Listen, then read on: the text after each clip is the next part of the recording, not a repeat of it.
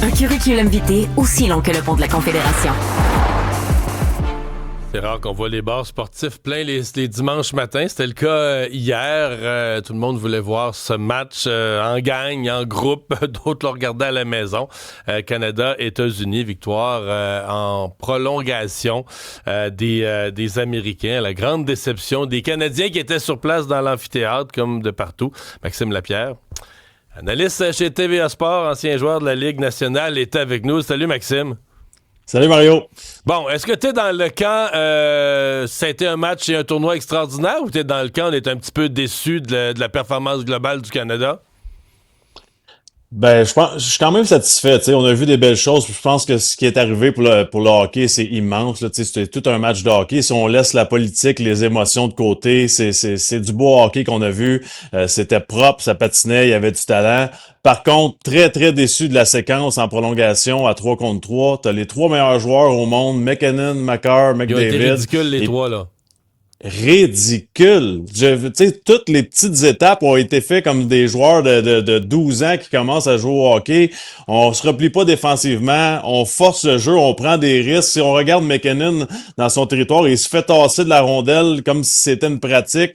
J'ai trouvé qu'on a manqué de structure, d'intelligence dans nos décisions, puis on a joué d'une façon risquée. Ouais. En partant, je sais que...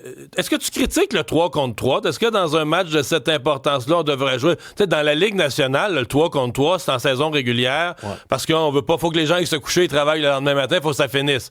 Mais en série éliminatoire, on dit, compte tenu de l'importance des matchs, on continue à jouer du vrai hockey, pardonne-moi l'expression, mais du 5 contre 5. Là. Qu'est-ce que t'en penses de ça? Ben, personnellement, j'aime pas ça. Je trouve que ça donne du beau hockey, c'est spectaculaire, puis c'est des deux côtés, tu peux gagner ou perdre, là, tu sais. Donc, ça avantage pas un côté. Au contraire, ça avantageait le Canada avec les joueurs qu'on a. Ouais. Par contre, j'aime mieux à 5 contre 5. Je trouve que ça fait plus de sens. Je comprends l'horaire olympique, normalement, lorsqu'on essaie de se placer pour aller à la ronde des médailles. On a des matchs à tous les jours dans l'aréna. Il y a plus qu'un match. C'est peut-être difficile d'aller en 5e prolongation si jamais il arrive quelque chose. Pour la médaille d'or, 5 contre 5, s'il vous plaît. OK. Ta position est claire. Maintenant, à 3 contre 3, là, revenons à ça. Il me semble que la règle, là, écoute, tout le monde la joue dans la Ligue, c'est de contrôler la rondelle. Qu'est-ce qui se passait dans la tête de McDavid de foncer tout seul, sans ses coéquipiers? Il est allé 2 fois redonner la rondelle dans des jeux où il y avait aucune chance de marquer, il a été aucunement dangereux. Il est juste allé porter la rondelle comme un épée aux Américains. Là, moi, excuse-moi, mais j'ai l'impression du gars qui voulait jouer au héros, là, qui voulait marquer le but tout seul, puis que ça repasse aux nouvelles pendant des années qu'on dise quel but extraordinaire, il a déjoué 5 joueurs comme Maurice Richard qui a compté sur le dos. Non, mais tu comprends-tu l'image là, du gars qui va marquer tout seul, mais finalement, il redonne la rondelle, puis lui, il est rendu en arrière du but, puis là, les 3 autres repartent.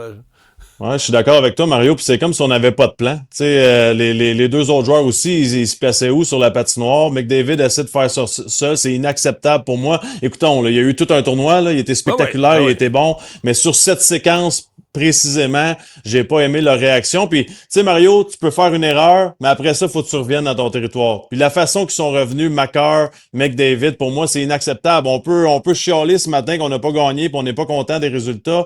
Ben, à un moment donné, c'est une question d'effort. Puis, tu sais, tout au long du tournoi, on a entendu à quel point on était beau, on était fort, la meilleure équipe presque de l'histoire, le Canada. Mais je regardais les statistiques depuis la Coupe des 4 Nations l'an passé. On avait commencé le tournoi, on a gagné 4-3 en prolongation contre la Suède. On avait perdu 3-1 contre les États-Unis, puis on avait gagné 3-2 en prolongation contre les États-Unis. Là, on vient de remporter contre les Tchèques en prolongation, contre la Finlande en prolongation, puis de perdre contre les États-unis. Alors, il y a un certain questionnement à faire. On n'est pas si fort que ça, là. Bon, ben ça, c'est une de mes questions. Parce que dans tous les matchs que tu viens de décrire, OK, contre la France, moi, j'étais là. J'étais dans l'amphithéâtre. On a marqué 9 buts. Là, c'était un festival offensif. 9 buts sans effort, sans souffrir, sans se faire mal. T'sais. Bon, OK. Mais les 3 matchs importants, là, le Canada a eu de la misère à marquer des buts, mais il me semble qu'on nous dit qu'on avait une machine offensive à tout casser. Écoute, contre la Finlande, excuse-moi, après 58 minutes, le Canada avait un but, là. In extremis, le bravo, tu sais, on a sauvé la mise, sauvé les meubles. Mais le Canada a eu de la hier, Bon, je sais que Hellebuck a été extraordinaire, j'en conviens, mais quand même, c'est pas beaucoup de buts, là. Non, c'est pas beaucoup de buts. Par contre, hier, juste pour faire un petit retour sur le match, c'est 42-28 les lancés, 23-11 les chances de marquer de l'enclave. Donc, le Canada a dominé et les Bucks étaient forts. Par contre, si on regarde l'ensemble, il y a deux choses qui ont affecté le Canada. Les blessés, en particulier un gars qu'on mentionne pas beaucoup dans les dernières heures, c'est Braden Point de Tampa Bay, qui est tout un joueur de hockey, 665 points en 694 matchs. Lui, il manquait gravement au Canada, selon moi. Puis après ça, c'est les décisions. On a laissé Connor Bedard à la maison, puis on a laissé Matthew Schaefer, un jeune défenseur. Est-ce que l'âge a joué dans tout ça? C'est sûr et certain. Par contre, on manquait de dynamisme parfois, on manquait de talent peu. Je trouve que Bedard et Schaefer venaient de changer la donne. On est allé pour des vétérans, on est allé avec des Wilson, des Marchands, puis je comprends le respect qu'on a envers ces joueurs-là. Par contre, je pense qu'en bout de ligne, il manquait des buts. Mais c'est pas des joueurs marchands dans le hockey olympique, excuse-moi, mais il n'y a pas rapport. C'est un gars qui a bien du cœur, tout ça, là, t'as besoin. Il y a du caractère, mais dans la rapidité du genre de jeu qu'il jouait hier, c'est pas le gars que t'as besoin pantoute, là. Non, exactement. Puis je pense qu'on s'est peut-être fait avoir un petit peu aussi avec la façon que les Américains ont construit leur équipe. Tu sais, on voyait Bill Guerin aller chercher les gros bonhommes, puis on va jouer un style de jeu, puis on se fout de laisser Hudson, Caulfield à la maison. On y allait pour une équipe de série, puis le Canada, je pense qu'il a essayé de s'ajuster avec les Bennett, les Wilson, les Marchands. Par contre, tu sais, Mario, c'est facile de partir en peur, puis là, vouloir tout détruire. On était à un but, puis on l'avait, c'était McKinnon sur le bord du filet, le but ouvert, puis on gagnait, puis on en parlait peut-être pas ce matin. Ouais. Les partisans des Jets de Winnipeg, qui sont des Canadiens à Winnipeg, qui cette année s'arrachent les cheveux tellement que ça va mal, ils ont pas de gardien, parce que Connor Hellebuyck a été une joke depuis le début de la saison et des pires. À matin, là, qu'est-ce que c'est? Parle-moi de comment se sent quelqu'un de Winnipeg à matin.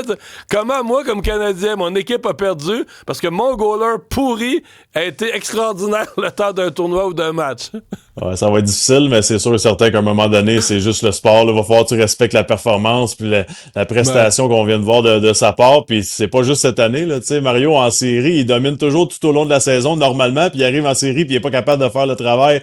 Puis là, pour un match, ça m'affecte, par exemple. Tu sais, on parle du 3 contre 3 et tout ça. Moi, un match, même si on avait gagné, j'aime pas ça. Tu sais, tu te lèves le matin, il y a 8 gars qui sont malades, t'as pas une grosse performance, d'un côté comme de l'autre. Un match, je trouve que c'est pas assez. C'est pour ça que j'aime les 4 de 7 au hockey. Ouais, non, c'est sûr que les 4 de 7, ça a cet avantage, mais c'est la beauté du tournoi olympique. C'est comme le football américain. T'as une chance, fait qu'il faut que tu la saisisses.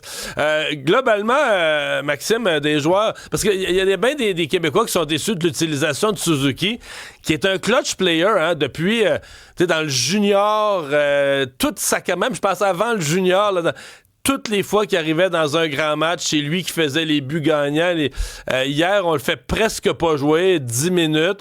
On a donné beaucoup de temps à des promeneux de rondelles, mais qui n'ont pas marqué. Je veux dire, est-ce que t'as pas m'a donné des joueurs dont le tempérament, l'historique d'être toujours là dans des grands moments, devrait te les faire voir? Ben, il est dans le top de la ligue, Suzuki, pour les points, hein. Il joue avec les grands du top 10. Puis pour les Canadiens, il est là. Il doit être dans le top 8 pour les Canadiens. Moi, je pense qu'il avait d'affaire à avoir plus de temps de jeu. Il a été victime un peu du fait qu'on cherchait un partenaire tout au long du tournoi pour McKinnon.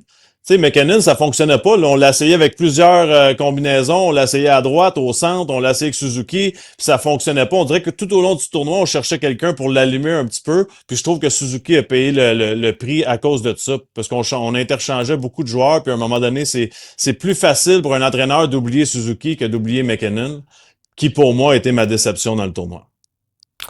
Maxime Lapierre, merci de nous avoir parlé ce matin. Salut. Salut, merci Marie.